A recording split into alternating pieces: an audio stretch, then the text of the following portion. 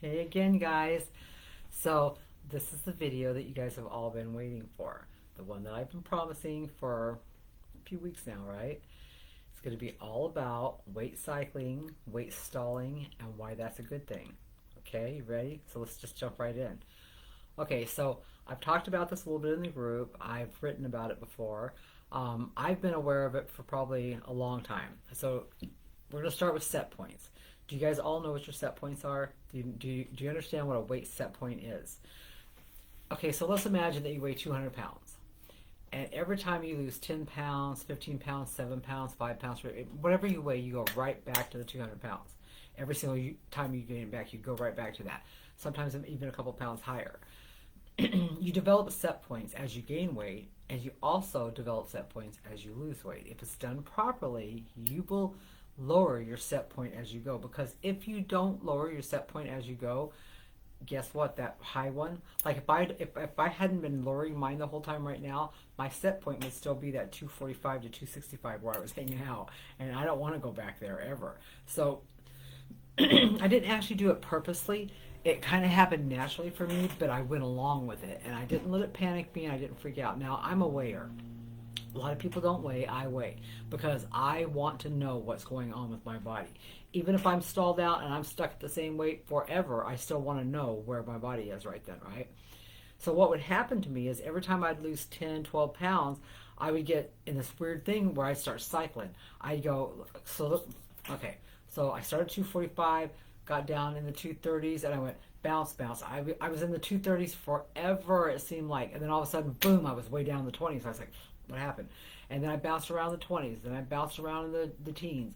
And then I got under 200. I bounced around the 90s back to 200. I didn't think I was ever going to get permanently under 200. It didn't seem like at the time. Then it happened in the 80s. It happened in the 70s. It happened in the 60s. It happened in the 50s. It's happening right now in the 40s. It's driving me crazy, but it's happening. I so want to be down my last little bit, right? Not that I'm not happy where I'm at, because me and my husband are both pretty happy with where I'm at right now. But I want to be in that range of weight where I feel really safe as far as strokes are concerned. And the more in my weight range I am, the one that's meant, for my body size and everything, the safer I am when it comes to having another stroke. So, set points, stalls, weight cycling. You guys, don't be afraid of weight cycling. Don't get annoyed. Okay, so when I was younger and I would go on a diet and stuff before I knew about set points and cycling and all this kind of stuff, if I got stuck or I stalled or I was the same weight for 2 or 3 weeks or jumping up and down in the same range for 2 or 3 weeks, I would think this doesn't work. This isn't working. And I would change things, or I'd go back to what I was doing. So I would totally blow my, what I was doing. I'd totally blow my diet all to hell. Well, first of all, I never made changes of life back then. So they were definitely diets.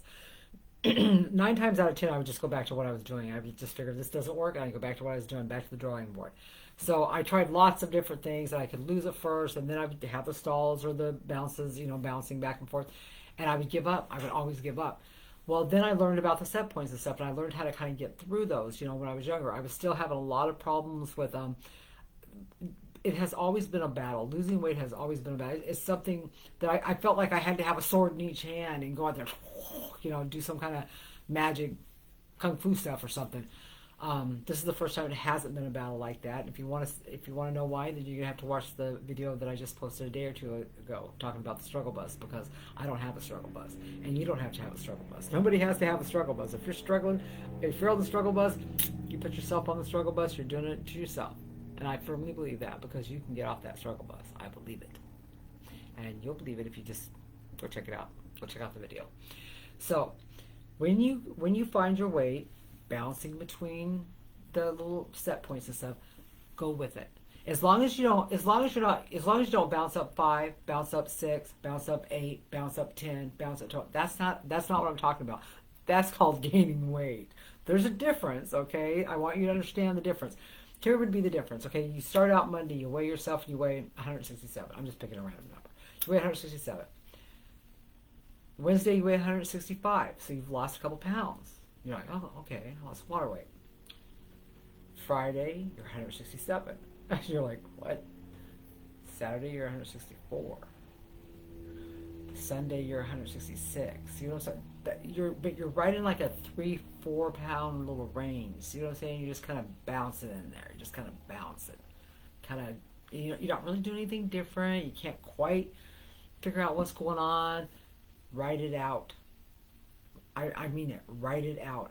Eat more greens. Put more lemon juice on your greens. Whatever, but write it out, because all of a sudden there's going to come a day you're going to step on scales. You'll be 155, and you'll be like, what just happened? You know, just a few days ago I was bouncing, but then all of a sudden, then you'll be going from 155 to 159, and you'll do that for a week or 2 or 3, and you'll hate it. You'll absolutely hate it. At the beginning of the month you weighed 167. At the end of the month you're lucky, you know, or whatever. And at the end of the month you're lucky if you lost 5 pounds. You're 162. Somehow you ended up back up there or whatever. But it was still a loss, and you're still going down. You're still trending. You have to follow the trend. You have to allow your body to adjust to each set point. Because if you do, and something happened and you kind of lost control, or you went on vacation or something, chances are, if everything's been going right, you won't go any higher than whatever that last set point was. So if your last set point was 167, that's as high as you'll go. At least you won't go back to 245 or 266, right? And then you can get back into the game. That's the theory. Okay, so I don't want to gain none of mine back. But I would rather do the bouncing going down, and I would rather do the weight cycling. I call it weight cycling because you're just kind of cycling to reach a little change, right? I would rather do that on my way down than get there and then have to, somehow fight to maintain a thing or whatever. Because this way it seems like my body has adjusted so well to every little set of numbers I've come to that, yeah, it's easy. First of all, it's really easy. This whole weight loss journey has been easy for some reason. After I got past a certain point, it's just been, but the whole cycling thing, it doesn't even bother me. I was stuck in the 60s for a while. My husband's funny. He's like, you've been stuck in the 60s for a while. I said, I know. I said, but you know what? I'm good with it. If it means I'm not ever going to get past the 60s again, I'm good with it. And I was stuck in the 50s very long. That didn't last very long. The 40s, they're taking a while. It's true what they say that when you get down close to your natural size, your whatever size your body wants to be. I know the doctors tell me that 145, 142 would be the good size for me, but all those charts say that like 132 would be better for me. So I'm going to aim for 132. I'm going to be happy where I'm at, to tell you the truth. I'm pretty happy right here. So if 142, 145 ends up being the weight, I'll be happy with it. I'll take it. I'm sure not going to complain. It's 100-something pounds down, so who am I to complain, right? But I'm still aiming for the 132, I think. Just to see if I can get to that perfect, not obese, not in the wrong category, having the right BMI and everything. So, but that's my whole thing about the weight cycling and about the resetting your set points and stuff. I don't know if I'm exactly right. I'm not a doctor. I'm not a medical professional. I'm not a professional scientist. But I like to do a lot of my own research. And from everything I've read and everything I've ever found to research and looked up and Googled and everything else, that's kind of the simplistic version of what I've learned, what I feel like is happening. So don't panic.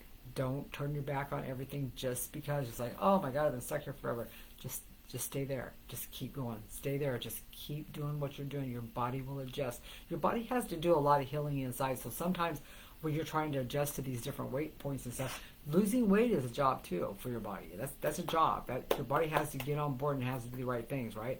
So sometimes when that's going on, your body's trying to do internal healing at the same time, because just being obese causes a lot of inflammation in our body, so it's got to heal all kinds of stuff. So yeah, don't worry about when you get stuck somewhere. Just go ahead and allow yourself to be stuck for a little while. You'll be all right, I promise. It's still going to happen. It's still going to work. All right, so I hope that helps. Not sure if that's exactly what you were expecting. There's a few people waiting for this video, so I still hope it helps. All right, talk to you guys soon. Bye.